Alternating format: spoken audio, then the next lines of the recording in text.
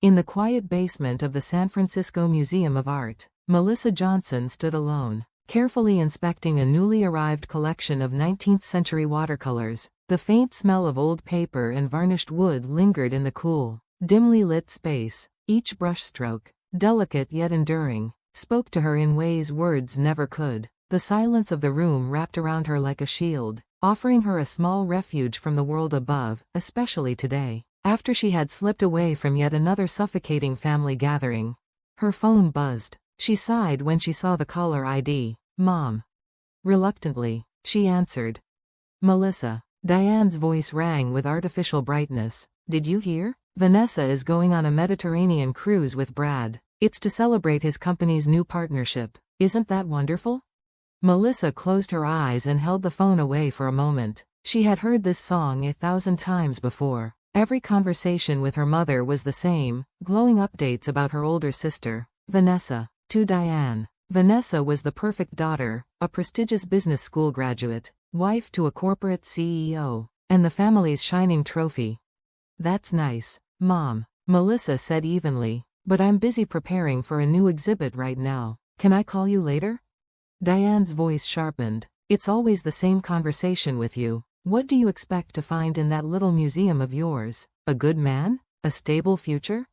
Melissa's hand tightened around the phone. She thought of her father, Robert, an honest plumber who had worked tirelessly all his life, content with his modest earnings. To her mother, though, that was never enough. Diane lived chasing appearances, fancy vacations, high-class dinners, luxury handbags. Her definition of better was shallow and exhausting.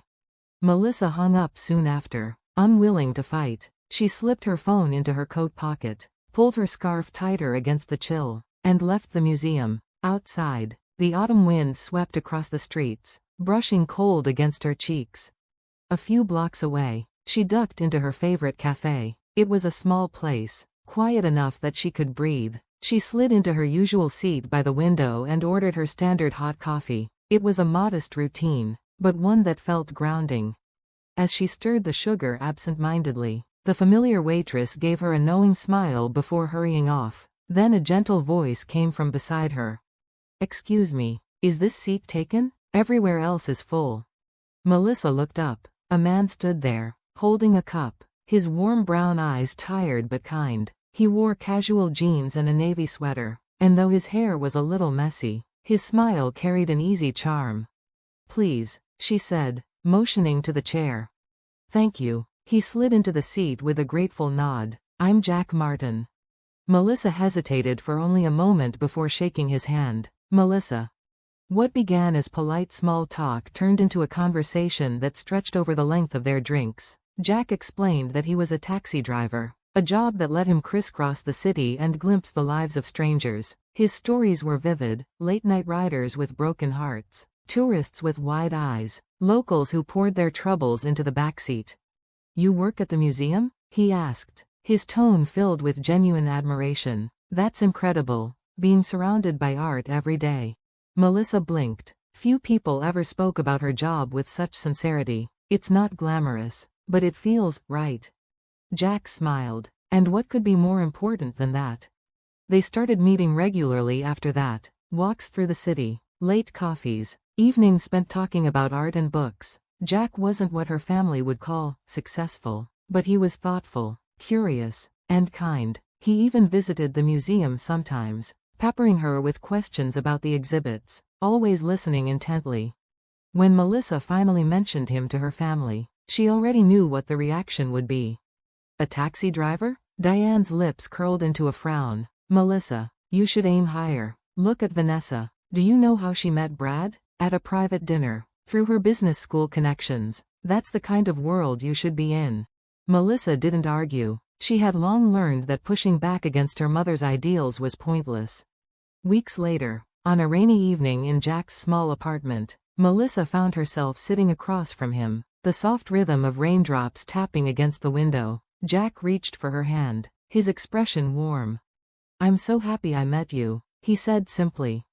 Melissa wanted to smile, but a heavy secret pressed against her chest. She had been carrying it ever since her last doctor's visit, when she had learned that she was likely infertile. Having children, something she had quietly dreamed of, would be almost impossible. "Jack," she whispered, her voice trembling, "there's something you need to know." She told him everything, her fears, her shame, the guilt she carried. Jack didn't flinch. He squeezed her hand firmly and looked straight into her eyes. "You're perfect the way you are," he said softly. "I want to spend my life with you, with or without children." Tears blurred Melissa's vision. She had braced herself for rejection, but instead, she felt acceptance, love, and something far deeper than she had dared hope for. When she later told her family about her condition, Diane's reaction was cold. "All the more reason to marry someone financially secure," she said briskly. "With enough money, adoption or treatments would be options. Why tie yourself to a man who can't provide that?" But Melissa's decision was already made. She wanted Jack, no one else. There were moments, of course, that puzzled her. Jack sometimes received mysterious phone calls late at night, speaking in hushed tones. Once, he surprised her with a necklace that seemed far too expensive for a taxi driver's salary. When she asked, he only smiled and said, "I have connections." Melissa, trusting his character, didn't push further. As wedding preparations began, the tension with her family only grew.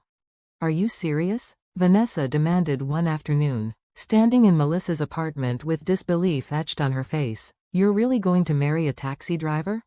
Melissa calmly continued arranging a stack of invitation cards. "I love him, not his job, not his money, him.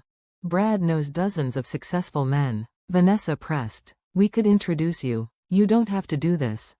Melissa smiled faintly. "Don't worry, Vanessa. I won't regret my choice." The invitations went out. Jack's small circle of friends RSVP'd with warmth, while Melissa's family sent their confirmations reluctantly, some adding pointed remarks about hoping she came to her senses. The night before the wedding, Melissa stayed at Jack's apartment. She was brushing her hair in the bedroom when she overheard him speaking on the phone in the living room. His voice was low, but intense. "Have everything arranged for tomorrow?" "Yes, the best, only the best." Melissa paused, curious, but told herself it was probably about something for the ceremony. She smiled softly, choosing to believe that tomorrow, their wedding day, would be the beginning of something extraordinary. "Figures in our industry?" The words hung in the air like a challenge. Vanessa's eyes widened in shock, her perfectly manicured fingers trembling against the delicate stem of her wine glass. The soft clink of crystal against her wedding ring betrayed the nerves she tried so hard to mask. At the podium, Jack adjusted the microphone calmly. He wasn't nervous. If anything, he seemed grounded, as though every word had already been weighed and chosen long before this moment. "I wasn't interested in flaunting my background," he continued, his voice firm yet warm. "I wanted to build genuine relationships, to find someone who would value me for who I am, not for my money or my status." His gaze softened as he turned toward Melissa. The room followed his eyes, and suddenly the bride, in her simple yet elegant gown, became the center of gravity. "And I found her." Tears welled in Melissa's eyes. Her lips curved into a trembling smile as she met his gaze, their silent exchange speaking louder than any words. Jack looked back at the audience. "Melissa fell in love with me as a taxi driver. She didn't know who I was, or what I owned. She sat beside me in that cab and listened to my stories, asked about my thoughts, cared about my perspective, not my bank account or my company's." A hushed murmur rippled through the crowd. Even the waitstaff paused, caught in the gravity of his confession. "Driving a taxi," Jack went on, "allowed me to see people for who they really are, rich or poor, powerful or struggling. It doesn't matter when you're stuck in the same traffic jam. Everyone becomes human again, and that's a truth I've carried with me." Melissa's father, Robert, smiled proudly from his seat, his calloused hands clapping softly against each other. In contrast, Diane sat frozen, her carefully rehearsed composure slipping. Vanessa, usually sharp-tongued and quick with a jab, was utterly dumbfounded, her eyes darting from her brother-in-law to her mother, seeking an explanation that wasn't there. Jack's tone shifted, becoming more intimate yet resolute. "Now, about that comment someone made, the one calling Melissa an infertile failure." His words cut through the hall like glass shattering. A gasp spread across the tables, and Diane flushed crimson. lowering her eyes to the floor. Melissa was honest with me, Jack continued. She told me about our low chances of having children. It was painful for her, and it took courage to say it aloud. But for me, that doesn't diminish her worth or our love. Families come in many forms, maybe adoption, maybe other paths. That's something Melissa and I will decide together, on our terms, no one else's. He let the silence stretch, letting every word sink in. Then his voice rose, firm and unshakable. Let me say one last thing. Today is our wedding day. I want this to be a day of congratulations, not criticism or comparisons. The room fell utterly quiet. Even the chandeliers seemed to still. Melissa, Jack said, turning once more to his bride. Thank you for seeing me, for seeing the man, not the title. That's what matters most to me. He set the microphone down. Melissa rose from her chair, and they embraced tightly, as if shielding one another from the world. A wave of applause broke out, spreading from Robert's proud hands to the entire room. Even those who had come with doubts now stood, compelled by the sheer weight of his sincerity. To the bride and groom, Robert bellowed, lifting his glass high. To the bride and groom, the room echoed, even Diane and Vanessa, though their clinking glasses carried more shame than joy. The celebration resumed, but the air had shifted. The once smug confidence at Melissa's family table had vanished, replaced by quiet discomfort. Guests whispered, exchanging glances at the family who had so clearly underestimated the man now at the center of attention. Brad, ever the opportunist, sidled up to Jack later that evening, slipping a business card toward him. We should talk. There could be opportunities. Jack accepted the card with polite ease but returned it just as quickly. Today is about love, not business. We'll leave it at that. On the terrace, Melissa found her mother alone, her back to the city skyline, shoulders trembling. The evening breeze tugged at Diane's shawl as she turned, her makeup smudged and her eyes rimmed red. Melissa, she faltered. I know. Melissa's voice was quiet but steady. You didn't know, Mom. That's the truth. It's not just that, Diane whispered, her voice breaking. I was wrong. About Jack. About you. About everything. Tears streaked her cheeks. I've spent my life pretending to be something I'm not. Ashamed of your father's job. Desperate for a life that looked better on the outside. But tonight, I realized what I've been missing. Melissa reached for her mother's hand. It's not too late. Diane gripped her daughter's hand tightly, as if clinging to the chance for redemption. Can you forgive me? With time, Melissa said softly. Today is a new beginning. They stood in silence, side by side, staring at the fading light of dusk. The next morning, sunlight spilled across the luxury suite of a downtown San Francisco hotel. Melissa stepped onto the balcony, breathing in the crisp air as the mist lifted from the city. The Golden Gate Bridge peeked through the fog, a ribbon of steel against the morning sky. Everything about yesterday felt surreal, as though she had lived a dream she was still waking from. Inside, Jack was pouring coffee, his movements casual, almost domestic, as though they hadn't just turned their lives upside down before an entire ballroom. The phone's been going crazy since sunrise, he said with a grin, pointing toward her phone on the nightstand. All yours. Melissa frowned and picked it up. 15 missed calls, 8 from her mother, 7 from Vanessa, over 20 unread messages. Well, she said, half amused, half wary, this might be the first time they've ever been so eager to talk to me. Jack chuckled. Can't say I'm surprised. Melissa sipped her coffee, letting the warmth steady her nerves. I don't know if I'm ready to call them back. Jack set his cup down and came closer, resting his hand gently on her shoulder. Whatever you decide, I'll support you, but eventually, you'll want to face it. She looked into his eyes, searching them. Why didn't you tell me you were such a successful entrepreneur?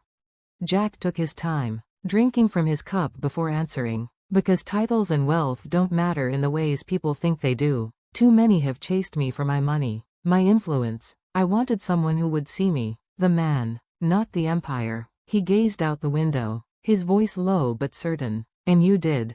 Melissa nodded, her heart swelling with a quiet truth. She, too, had chosen to live by her values rather than by her family's hollow expectations. She exhaled deeply. All right, let's call Mom. Diane answered immediately, her voice trembling with urgency. Melissa, thank God you picked up. I've been trying all morning. Good morning, Mom, Melissa said evenly.